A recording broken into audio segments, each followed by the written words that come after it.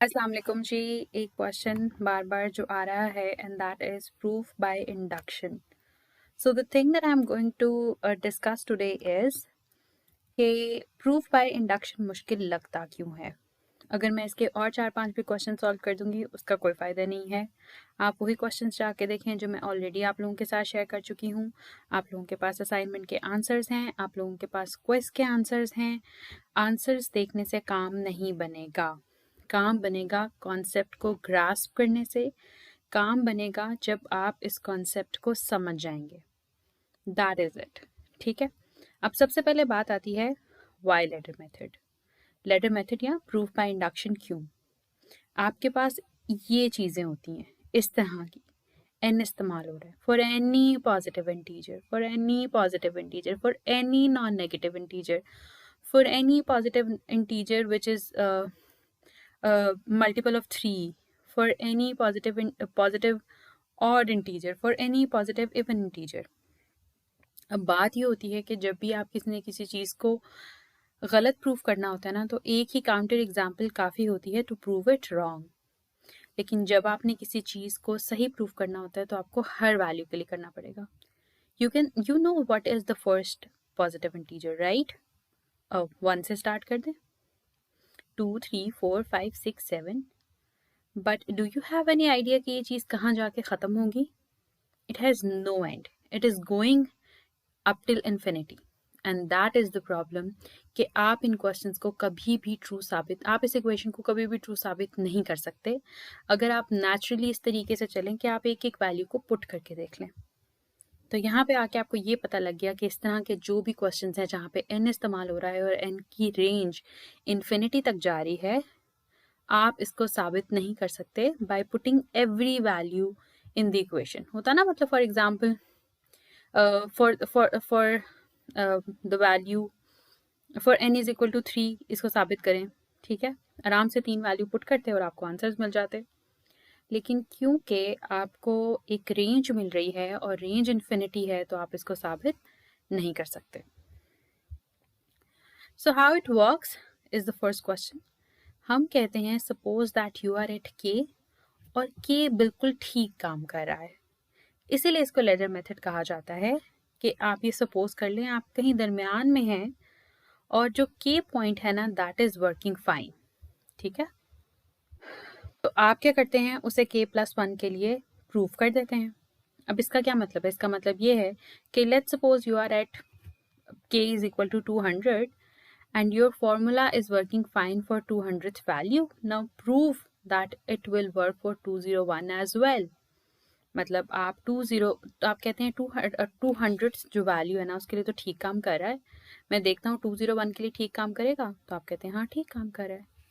But what about 200? ये तो आपने सपोज किया था कि ये ठीक काम कर रहा है, आपके पास कोई सबूत तो नहीं है कि ठीक काम कर रहा है। हाँ, आप उसे भी साबित कर सकते हैं। कैसे? Let's suppose it is working fine for 199th value. Now you can prove it for the k+1 value, the next value will be 200. तो फिर आप कहेंगे अच्छा तो 199 को कैसे प्रूव करेंगे आप?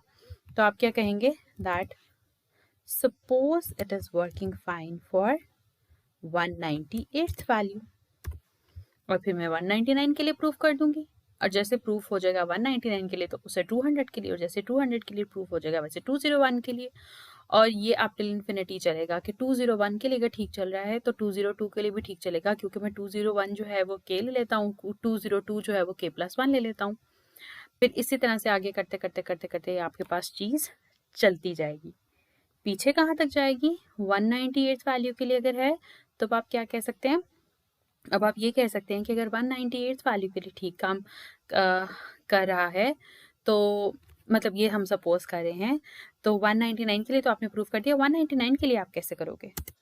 कैसे करोगे? इसी चीज़ को आप कॉपी पेस्ट कर लेंगे फॉर 197th वैल्यू। ठीक है, अब ये काम कब तक चलेगा? कहाँ पे जाके आपको आंसर मिल जाएगा? That suppose it is working fine for k is equal to 2। Let's suppose 2 के लिए ठीक काम कर रहा है और 3 के लिए हम साबित कर देंगे, और लेट्स सपोज ये बीच में हम सारा कुछ छोड़ आए। तो अगर हम कहें कि आपको कैसे पता कि 2 के लिए ठीक काम कर रहा है, तो फिर हम कहेंगे suppose k is equal to 1। तो आप कहेंगे अच्छा जी ठीक है, suppose k is equal to 1 और k इज इक्वल टू 2 के लिए आपने प्रूव कर दिया, ठीक है। इज इक्वल टू 1 के लिए आप कब प्रूव करेंगे भाई? इसीलिए तो हमने बेस केस लिखा था कि हम सबसे पहली वैल्यू को ट्रू साबित कर देते हैं, फिर हम दरमियान में एक पॉइंट पकड़ेंगे जिसपे हम कहेंगे suppose k is equal to true. हमने k क्यों लिया, 200 क्यों नहीं लिया, 5000 क्यों नहीं लिया? इसलिए क्योंकि वो एक वैल्यू होती। k is a variable which is representing every value, और उससे नेक्स्ट वैल्यू को हम साबित कर देते हैं कि वो उसके लिए, मतलब अगर हमारे पास पहले तक फॉर्मूला बिल्कुल ठीक काम कर रहा हो ना, ये ऐसे जैसे हम कहें कि अगर लेट्स सपोज एक लेडर है, चलती जा रही, हम कहते हैं अगर हम इस पॉइंट पे पहुंच जाएंगे ना लेडर पे, I am sorry I don't have any picture over here to show you. तो जी ये पिक्चर जो है मैंने फौरन से फटाफट से जो है वो गूगल से एक पिक्चर ले ली है। तो अब ये देखिए यहाँ पे हम कहते हैं कि लेट्स सपोज, लेडर मेथड क्यों कहा जाता है कि लेट्स सपोज हम ये कह रहे हैं कि अगर हम यहाँ तक पहुंच जाएंगे ना, इस सीढ़ी तक, तो हम अगली सीढ़ी पे भी पहुंच ही जाएंगे। सीढ़ी मतलब सीढ़ी तो एक ही है, अगर हम इसके स्टेप तक पहुंच गए ना, तो हम अगले स्टेप पर भी पहुंच ही जाएंगे। अब यू नेवर नो कि ये कहाँ से शुरू हुई थी, ये कहाँ तक जा रही है, इसका ना ये वाला पॉइंट पता है ना ये वाला, जैसे केक आपको नहीं पता कि केक कहाँ से है। बस आप ये सपोज करते हैं कि अगर सीढ़ियाँ चढ़ते चढ़ते मैं यहाँ तक पहुँच गया हूँ ना, तो मैंने ये देखना क्या मैं अगली सीढ़ी चढ़ सकता हूँ। अगर चढ़ सकता हूँ तो इसका मतलब हर दफ़ा जब मैं एक सीढ़ी पे पहुँच जाऊँगा तो उससे अगली सीढ़ी पे चढ़ सकता हूँ, और जब मैं तक पहुँच जाऊँगा तो मैं इससे ऊपर भी चला जाऊँगा। और यहाँ तक मैं कैसे पहुँचा, मैं ये सपोज कर रहा हूँ कि मैं यहाँ तक आ गया था। अच्छा, ये क्यों सपोज कर लिया? इसलिए क्योंकि लेट्स सपोज मैं ये सपोज कर रहा हूँ कि मैं यहाँ तक आ गया था और उससे ऊपर मैं जा सकता हूँ क्योंकि k+1 के लिए ठीक काम कर रहा है।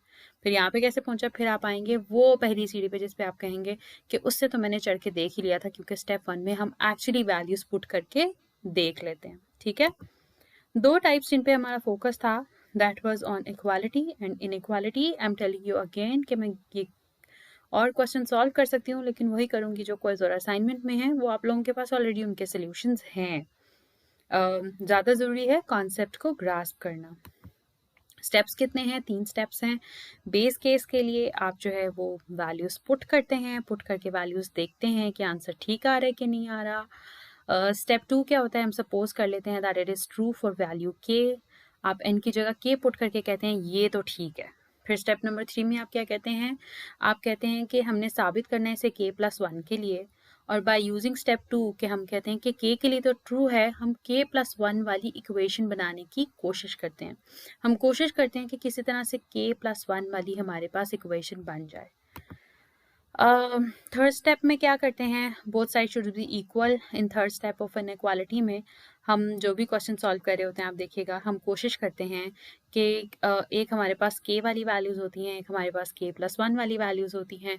हम देखते हैं कि लेफ्ट हैंड साइड पे हमारे पास एक आधी वैल्यू का इससे फ़र्क होता है, तो हम उसे प्लस कर देते हैं दोनों साइड्स पे, और फिर जो हमारे पास चीज़ बनती है हम उसको भी ओपन कर सकते हैं, और जो हमें k+1 में बनाना होता है उसको भी ओपन कर लेते हैं और देख लेते हैं उन दोनों का बराबर होना ज़रूरी है। नहीं तो किसी तरह से फॉर्मुलेट करके, कोई फॉर्मूला आता हो तो फॉर्मूला लगाएं, या कुछ भी करके उनको जो है, हो सकता है आपको फैक्टराइजेशन करनी पड़ जाए। अगर कुछ भी नहीं आता तो सिर्फ दोनों को ना एक दफ़ा ओपन कर दें, वो दोनों एक जैसी चीज़ें बन जाएंगी।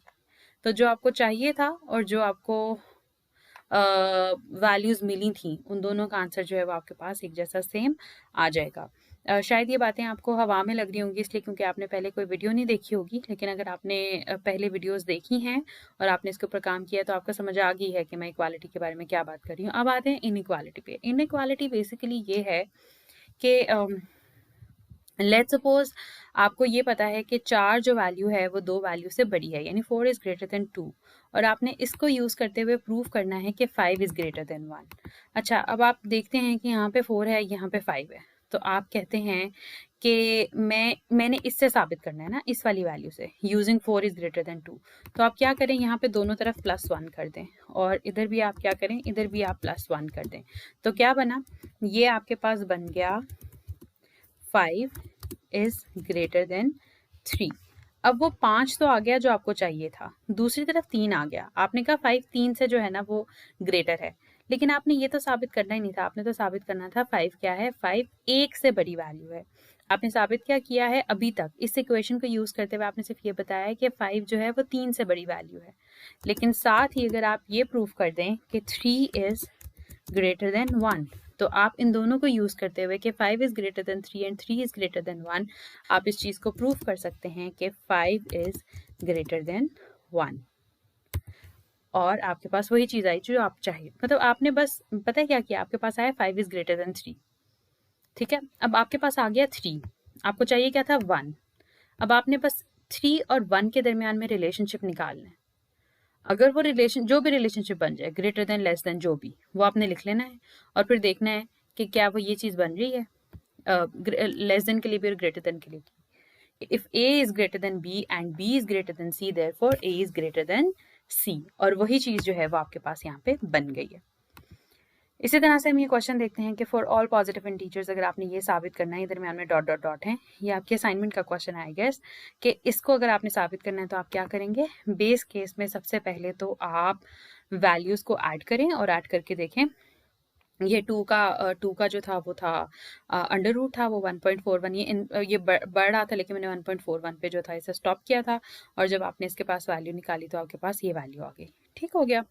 अब उसके बाद नेक्स्ट क्या है, अब आपने सपोज कर लेना है कि ये तो ट्रू है, मतलब जहां जहां एन था वहां मैंने के वैल्यू पुट की है और मैंने ये सपोज किया है कि ये तो ट्रू है। अब आपने क्या करना है, आपने इस स्टेप को यूज करते हुए आपने प्रूफ करना है कि ये k+1 के लिए भी ट्रू है, यानी जो पहले चीज k तक जा रही थी वो अब k+1 तक जा रही है, और यहाँ पे भी k की जगह आप क्या करेंगे, k+1 को पुट कर देंगे। ठीक है, ये आपको पता है ट्रू है और ये आपने साबित करना है। इसके अंदर आप क्या चेंजेस करें कि आपके पास ये वाली चीज बन जाए। आपको पता है कि लेफ्ट हैंड साइड पे आपके पास सब कुछ वही है जो आपको चाहिए था, सिवाय इस एक वैल्यू के, क्योंकि दूसरी तरफ अभी जो है ना, ये अंदर k+1 है, यहाँ पे अंदर k+1+1 k+2 बन जाता है, और आखिर में -1 भी है। सॉरी, ये यहाँ से कट गया है स्टेप 3 में, लेकिन आगे देखते हैं तो इंशाल्लाह ये आगे होगा पूरा। तो अब आपको ये पता है, यहाँ पे आखिर में एक्चुअली ना -1 है, यही वाली सारी चीज ना। तो इसको किस तरह ऐसे बनाना है कि अंदर +2 आ जाए, ये तो हमें नहीं पता, लेकिन हमें ये पता है कि यहाँ पे हम अगर इस साइड पे 1/k+1 ऐड करेंगे ना, तो ये वाली चीज बन जाएगी। ये तो ट्रू है ना, इसमें अगर हम 1/k+1 √k+1 को ऐड करेंगे तो हमारे पास ये वाली चीज बन जाएगी। अब एक तरफ तो हम कर नहीं सकते, हमें दोनों तरफ ऐड करना पड़ेगा। हमने जब दोनों तरफ इस चीज को ऐड किया, ये देखें, ये यहाँ पे वो मिटा हुआ था, अब यहाँ पे सही नजर आ रहा है। ठीक है, जब हमने दोनों तरफ k+1 को ऐड किया तो हमारे पास ये चीज बन गई। अब देखें, जो हम प्रूफ करना चाह रहे थे उसकी लेफ्ट हैंड साइड तो हमारे पास आ गई, लेकिन राइट हैंड साइड पे थोड़ी खिचड़ी मच गई। हमको तो चाहिए था 1/√k+2+1+1 2 हो जाता, -1, और आ क्या गया हमारे पास, आया 2 इंटू k+1 -1 +1/√k+1। अब हमने क्या करना है, हमने कहना है कि ये लेफ्ट हैंड साइड तो आ गई है, हम देख लेते हैं कि जो हमें चाहिए था और जो हमसे बन गया, उन दोनों के दरमियान में क्या रिलेशनशिप है। अभी तक चूंकि मुझे रिलेशनशिप नहीं पता, मैंने सिर्फ एक काम किया है कि इसको उठा के और इसको उठा के यहाँ पे नीचे रख दिया, ये दोनों वैल्यूज को ना, कि ये भी इधर आ जाए, ये भी इधर आ जाए। फिर मैंने क्या किया है, k+1 के साथ इसे मल्टीप्लाई कर दिया ताकि नीचे कुछ ना रहे।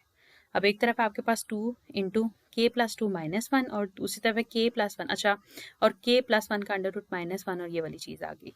अब मैंने इन दोनों को जब आपस में मुआवजना किया तो मुझे पता है कि k के साथ +2 होगा, अंडर रूट ले लेंगे, तो ये वैल्यू हमेशा हमेशा कम से कम इस वैल्यू से कम ही होगी जहाँ पे हम k+1 से सारी चीज़ को मल्टीप्लाई करें। ये कहाँ से आया है, ये यहाँ से आया, 1/k+1 पहले नीचे था, यहाँ से ये ऊपर आ गया।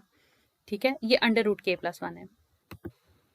तो हमें ये पता है कि अंदर जो k+2 चीज बन रही है यहाँ पे, उससे तो कम से कम k+1 का जो अंडर रूट है जब इससे मल्टीप्लाई, क्योंकि देखें कम से कम वैल्यू क्या हो सकती है k की, 1 के लिए भी ये क्या बनेगा, अंडर रूट 2 जो कि 1.41 होता है, यानी कि वो इस वैल्यू को बूस्ट करेगा, उसको बढ़ाएगा ही, कम से कम इससे तो ज्यादा बढ़ाएगा, जहाँ पे ये +1 होके फिर उसके बाद अंडर रूट भी आना है। हमने इन दोनों को जब आपस में देखा तो हमें पता लगा कि ये वाली वैल्यू हमारे पास ग्रेटर है।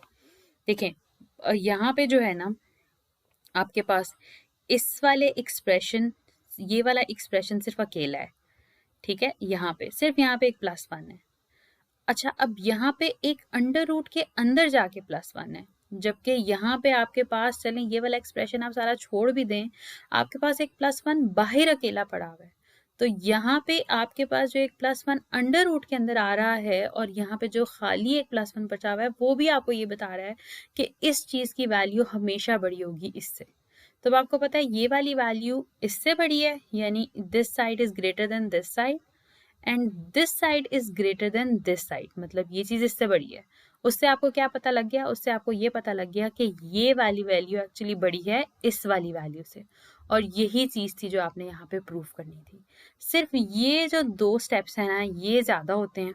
अगर यहीं इक्वल का निशान होता तो आपके पास ये जो चीज़ आती, आपने इसको किसी भी तरह ये बनाना था।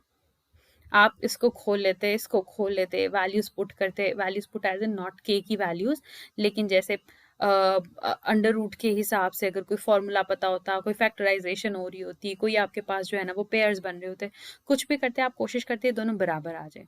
लेकिन इनइक्वालिटी में आपने इन दोनों को बराबर नहीं करना होता, क्योंकि ज़रूरी नहीं है कि दोनों बराबर हो, इनइक्वालिटी फिर भी एग्जिस्ट कर सकती है। जैसे यहीं पे देखें कि अगर मैं यहाँ पे 4 इज इक्वल टू 2 लिखूँ या 5 इज इक्वल टू 1 लिखूँ, तो वो that is not making sense. लेकिन आप देखें कि अगर आप 5 इज ग्रेटर देन 1 को प्रूव करते करते अगर 5 इज ग्रेटर देन 3 तक पहुंचे, तो दैट इज़ नॉट इनकरेक्ट। आप ये नहीं कह सकते कि हम साबित ही नहीं कर सकते। क्यों? ये बात बिल्कुल ठीक है, 5 वाकई बड़ा है 3 से, हाँ, लेकिन आपने जो प्रूफ किया वो नहीं आ रहा है, इसके लिए आपको अगला वाला स्टेप करना पड़ा।